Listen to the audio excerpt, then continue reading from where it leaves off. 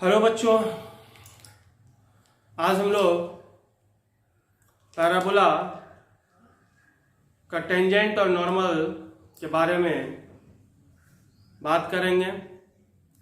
कैसे टेंजेंट का equation, tangent से रिलेटेड जो भी होगा उसका बात आज होगा और अगले क्लास में नॉर्मल से रिलेटेड बात करेंगे।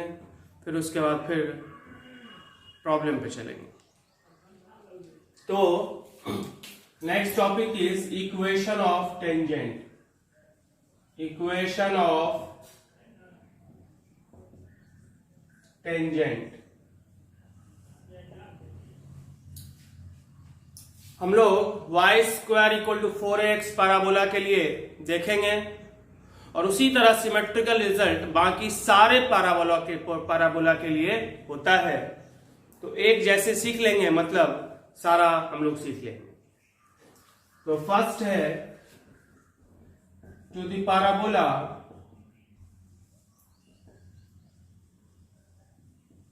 y square is equal to 4x और उसमें पहला है पॉइंट फॉर्म। पॉइंट फॉर्म कहने का क्या मतलब? तो ये एक पैराबोला है y square is equal to 4x और इस पैराबोला के x1 y1 पॉइंट पर, किसी पर्टिकुलर पॉइंट पर, इसीलिए इसका नाम है पॉइंट फॉर्म, पर ये टेंजेंट लाइन है। उस टेंजेंट लाइन का हमें इक्वेशन लिखना है। तो हम लोग पहले ही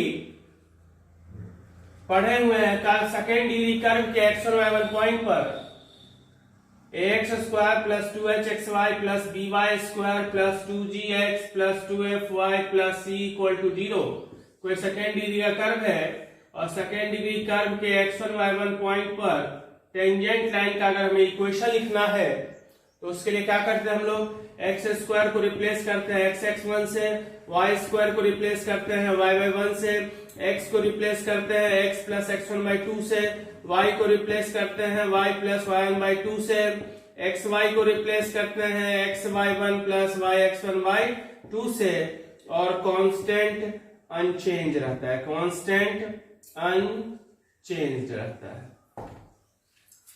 तो सेम चीज यहां पर है, सेकेंड डिग्री का कर्व है और सेकेंड डिग्री कर्व के x1 y1 पॉइंट पर टेंजेंट का इक्वेशन लिखना है। तो क्या होगा? y स्क्वायर को रिप्लेस करेंगे y1 से is equal to 4a into x को रिप्लेस किया था x प्लस x1/2 से, 2 से 2 cancel.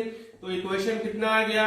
y1 is equal to 2a into x plus x1। ये पॉइंट फॉर्म है, मतलब जिस पॉइंट पर हम टेंजेंट का इक्वेशन निकालना चाहते हैं उसी के टर्म में टेंजेंट का इक्वेशन हमने निकाला। सेकेंड है पैरामेट्रिक फॉर्म। पैरामेट्रिक फॉर्म मतलब किस पॉइंट पर? एट 80 स्क्वायर और 280, यानी पैरामीटर के फॉर्म में टेंजेंट का इक्वेशन। तो y square equal to 4ax का पैरामेट्रिक कोऑर्डिनेट क्या होता है? 80 स्क्वायर और 280 होता है कि नहीं? तो t के, जहां पे t क्या है? पैरामीटर। तो t के टर्म्स में हमें टेंजेंट का इक्वेशन निकालना है। कैसे निकालेंगे? x1 y1 पॉइंट पर टेंजेंट का इक्वेशन हम जानते हैं, हमें निकालना है फिर इस पॉइंट पर। तो क्या करेंगे? x1 की जगह पर ये और y1 की जगह पर ये पुट कर देंगे। So equation of tangent at x1 y1 हमें पता है क्या? y1 is equal to 2a into कितना? x plus x1। So equation of tangent at 80 square and 280 कितना होगा? So y into 280 is equal to 2a into x plus कितना? 80 square. 2a से 2a cancel. तो फाइनली इक्वेशन क्या आया? yt is equal to x plus 80 square, जहां पर t क्या है? पैरामीटर। तो t के टर्म्स में पैरामीट्रिक फॉर्म कहने का मतलब पैरामीटर के फॉर्म में टेंजेंट का इक्वेशन। तो चूंकि y square equal to 4ax parabola का पैरामेट्रिक कोऑर्डिनेट होता है 80 स्क्वायर 280। अगर दूसरा पैराबोला रहेगा तो उसके अकॉर्डिंगली हम पैरामेट्रिक कोऑर्डिनेट का सिलेक्शन करेंगे। ठीक है। और तीसरा जो सबसे इंपॉर्टेंट है वो है स्लोप फॉर्म।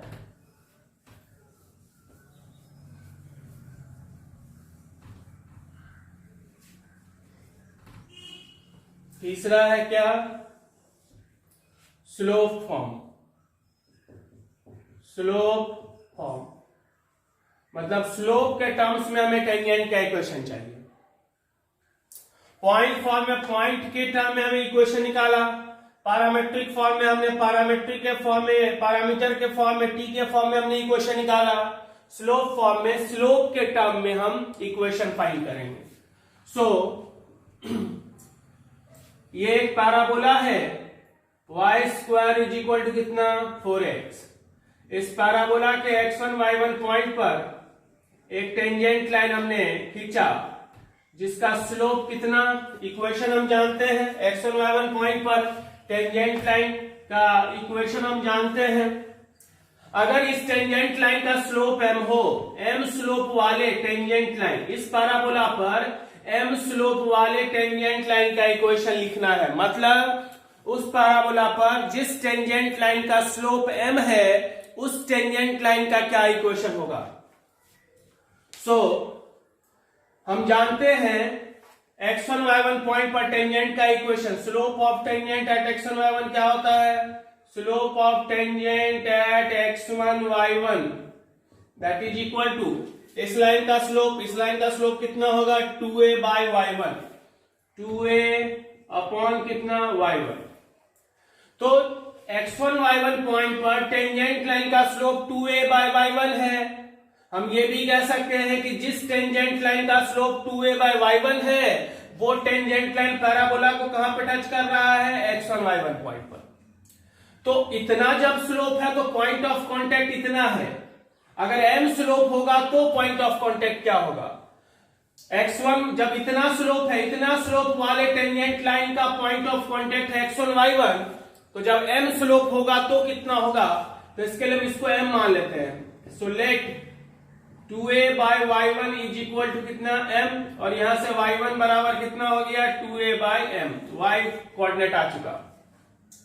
अब x कोऑर्डिनेट लाने के लिए क्या करेंगे, तो चूंकि x1 y1 लाई कर रहा है y square equal to 4ax पर, चूंकि x1 y1 lie on y square is equal to कितना 4ax, तो ये पॉइंट इसको सेटिस्फाई करेगा। तो y1 square is equal to कितना होगा 4ax, और y1 स्क्वायर का मतलब 4a square by m square equal to 4ax1, 4 cancel, a से a cancel, so x1 is equal to क्या हो गया a बाय कितना m स्क्वायर। तो पॉइंट ऑफ कांटेक्ट निकल गया, पॉइंट ऑफ कांटेक्ट कितना आ गया a बाय m स्क्वायर और 2a बाय m, यानी जिस टेंजेंट लाइन का स्लोप m है, y square equal to 4ax parabola पर जिस टेंजेंट लाइन का स्लोप m है, वो टेंजेंट लाइन जिस पॉइंट पर पैराबोला को मिलेगा उसका coordinate a by m square और 2a बाय m होगा। अब हमें ये पॉइंट मिल चुका है और इसका स्लोप भी पता है, तो इक्वेशन ऑफ टेंजेंट क्या होगा, इक्वेशन ऑफ टेंजेंट कितना होगा भाई, so y minus y1 is equal to m into x minus x1, ठीक है। So y minus 2a by m is equal to mx minus a by कितना m, so y is equal to mx plus कितना a by m, और अगर इसको हम compare करें y is equal to mx plus c से, तो c बराबर कितना होगा a बाय m, और ये क्या था condition for tangency. Intersection of line and parabola में भी हमने पढ़ा था कि वही आया था टेंजेंट लाइन का equation y is equal to mx plus a by m, और हम यहाँ हमें दो चीज याद रखना है, एक तो टेंजेंट का इक्वेशन याद रखना है, दूसरा पॉइंट ऑफ कांटेक्ट याद रखना है। तो पॉइंट ऑफ कांटेक्ट क्या होता है, y square equal to 4ax parabola की हम बात कर रहे हैं, y square is equal to 4ax parabola पर जिस टेंजेंट लाइन का स्लोप m है, वो टेंजेंट लाइन पैराबोला को जहां पर मिलेगा, यानी पॉइंट ऑफ कांटेक्ट कितना है a बाय m स्क्वायर और 2a बाय m, और उस टेंजेंट लाइन का इक्वेशन, यानी जिस टेंजेंट लाइन का स्लोप m है, वो टेंजेंट लाइन का equation y is equal to mx plus a by m, और साथ में ये भी हम कहेंगे कि y is equal to mx plus c line y square equal to 4ax को तब टच करेगा जब c बराबर कितना होगा a बाय m। अब जब हमें इसके लिए याद है, तो जनरलाइज के लिए भी हम इसी से डायरेक्ट लिख सकते हैं, parabola point of contact and equation of tangent.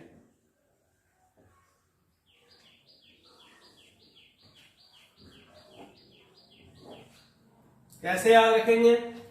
y square equal to 4ax का पॉइंट ऑफ कॉन्टेक्ट क्या है? a बाय एम स्क्वायर और कितना 2a बाय एम, और इक्वेशन ऑफ टेंजेंट कितना है? y is equal to m x plus कितना a by m. अभी क्या हो जाएगा जनरलाइज में? y माइनस बीटा का whole square is equal to 4a into x minus alpha. तो यहाँ y की जगह पर क्या है? y माइनस बीटा, और x की जगह पर क्या है? x minus alpha. तो ये वैल्यू होगा x माइनस अल्फा का, और ये वैल्यू किसका होगा? y माइनस बीटा का। So x minus alpha is equal to इतना, तो x बराबर अल्फा ऐड हो जाएगा इसमें, y minus beta is equal to इतना, तो y इज इक्वल टू इसमें बीटा ऐड हो जाएगा। तो क्या हो जाएगा? Alpha plus a by M square और beta plus 2a by M. और टेंजेंट का इक्वेशन लिखने के लिए क्या करेंगे? सेम चीज, x की जगह पर x माइनस अल्फा रख देंगे, y की जगह पर y माइनस बीटा। तो इक्वेशन क्या हो जाएगा? y minus beta is equal to m into x minus alpha plus कितना a बाय m। तो ये हमारा आया टेंजेंट का इक्वेशन। तो हर जगह स्टैंडर्ड का अगर हम याद रखेंगे तो जनरलाइज के लिए x को रिप्लेस कर देते हैं x माइनस अल्फा से, और y को रिप्लेस कर देंगे y माइनस बीटा से। ये काम सर्किल, पैराबोला, एलिप्स और हाइपरबोला के ऑलमोस्ट हर एक टॉपिक में होता है, जहां पर हम बात करते हैं स्टैंडर्ड इक्वेशन के साथ साथ जनरलाइज्ड इक्वेशन का। क्लियर है?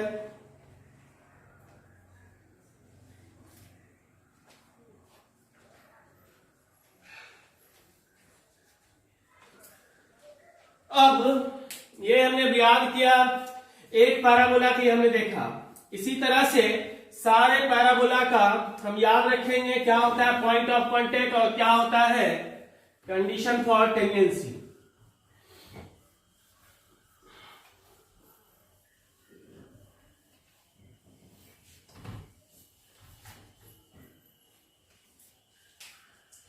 पैराबोला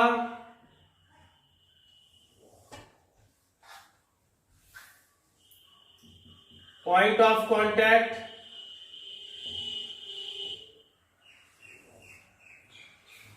और equation of tangent. Equation of tangent, 4 standard और 4 जनरलाइज्ड। पहला पैराबोला सीक्वेंस हमें याद है, y square equal to 4x, y square equal to minus 4x, x square is equal to 4ay and x square is equal to minus 4ay। Point of contact क्या होता है?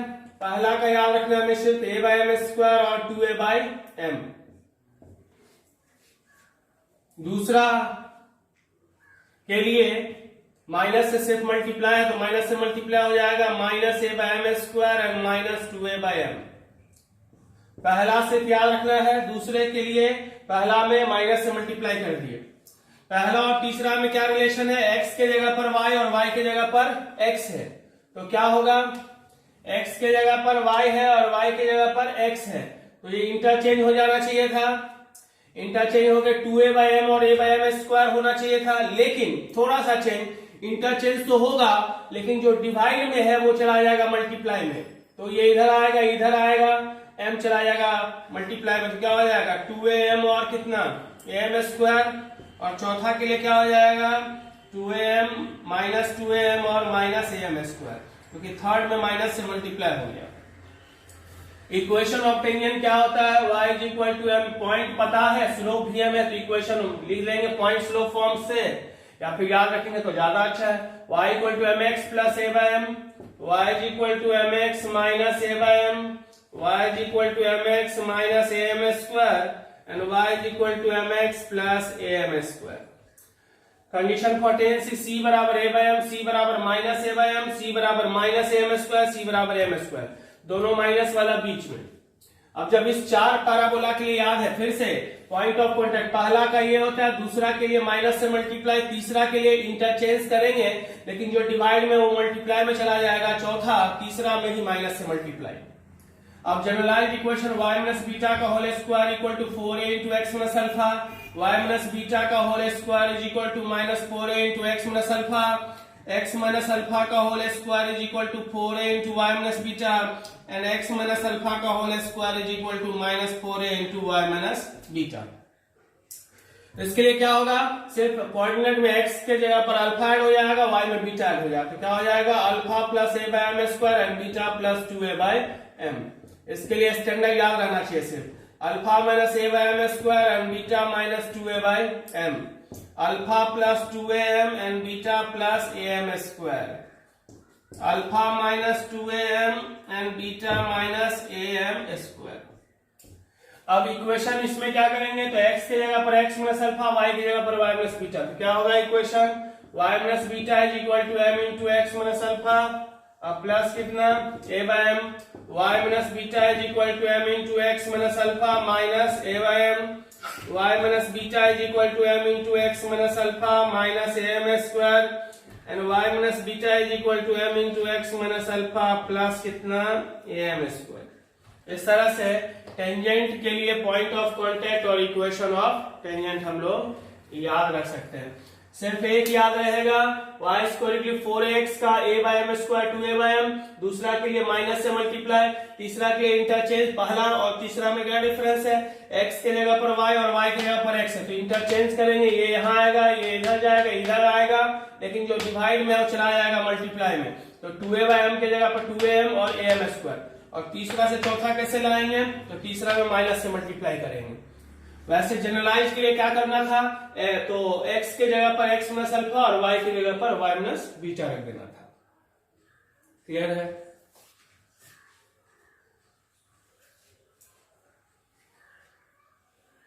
Next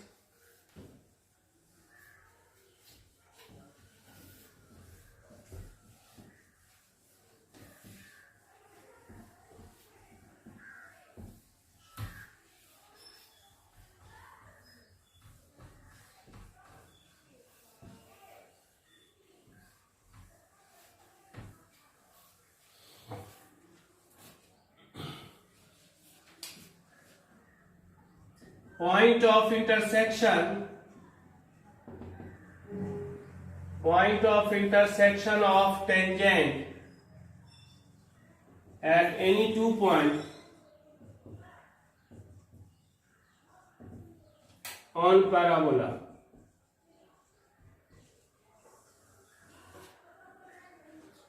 किसी parabola के 2 point पर tangent line, एक point है, दूसरा point ये बी, और टेंजेंट लाइन जहां इंटरसेक्ट हो रहा है उसका कोऑर्डिनेट हमें चाहिए। Point of intersection of tangent line, तो पैराबोला हमने लिया y square is equal to कितना 4x।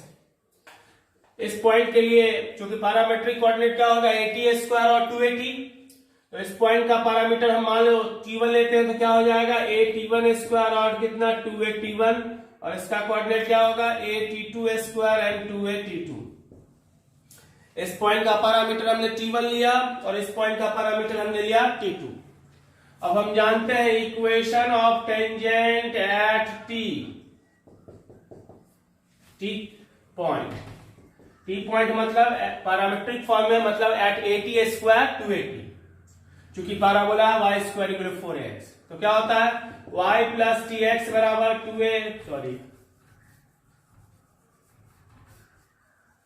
yt is equal to x plus कितना 80 स्क्वायर। सो एट t1 क्या होगा yt1 बराबर x प्लस कितना a_t1 square, and eight t2 क्या होगा yt2 बराबर x प्लस कितना a_t2 स्क्वायर। दोनों को अगर हम घटा दें तो ये कैंसिल हो गया, y into t1 minus t2 बराबर a into t1 square minus t2 square. So y into t1 minus t2 बराबर a into t1 plus t2 into t1 minus t2, ये और ये cancel, so y is equal to a into t1 plus t2, y निकल गया। अब x कैसे निकालेंगे, तो पुट कर देंगे, तो पहला में पुट कर देते थे y फ्रॉम फर्स्ट क्या होगा y मतलब a into t one plus t two into t one is equal to x plus a t one square. So a t one square plus a t one t two बराबर x plus a t one square, ये और ये cancel. So x is equal to क्या आ गया a t one t two. तो इस तरह से क्या आ गया पॉइंट पी का coordinate a t one t two and a into t one plus t two. तो ये चीज हमें याद रखने का जरूरत नहीं है। ये एक्स कोऑर्डिनेट इस दोनों पॉइंट एक्स कोऑर्डिनेट का जीएम है। सो पी पॉइंट आया क्या, पी पॉइंट का कोऑर्डिनेट कितना आया a t one t two comma a into t one plus t two. तो ये जो एक्स कोऑर्डिनेट आया वो उस दो पॉइंट के एक्स कोऑर्डिनेट का जीएम है, जीएम ऑफ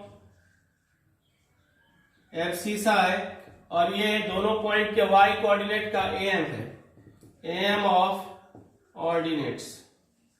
तो इस तरह से हमें याद रखने का जरूरत नहीं है, ये इक्वेशन फाइंड करने का जरूरत नहीं होगा। किसी दो पॉइंट पर अगर हमें टेंजेंट लाइन का पॉइंट ऑफ इंटरसेक्शन अगर चाहिए तो एक्स कोऑर्डिनेट क्या होगा, दोनों के एक्स कोऑर्डिनेट का ज्योमेट्रिक मीन और दोनों के वाई कोऑर्डिनेट का arithmetic mean. AM of a and b कितना होता है a plus b by two and GM of a and b कितना होता है root under a b. A और बी का अरिथमेटिक मीन होता है a plus b by to और ए और बी का ज्योमेट्रिक मीन क्या होता है रूट अंडर ए बी। तो इस तरह से हम लोग टेंजेंट के बारे में सीखे।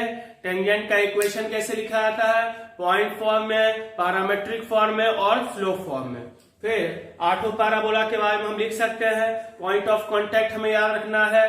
अगर हम याद रखते हैं एक पैराबोला का, एक के लिए क्या होता है a बाय एम स्क्वायर और 2a बाय एम, दूसरे में क्या होगा माइनस से मल्टीप्लाई, तीसरे के लिए क्या होता है इंटरचेंज होगा लेकिन जो डिवाइड में है वो मल्टीप्लाई में चला जाएगा, और चौथा कैसे लिखेंगे थर्ड में माइनस से मल्टीप्लाई करके।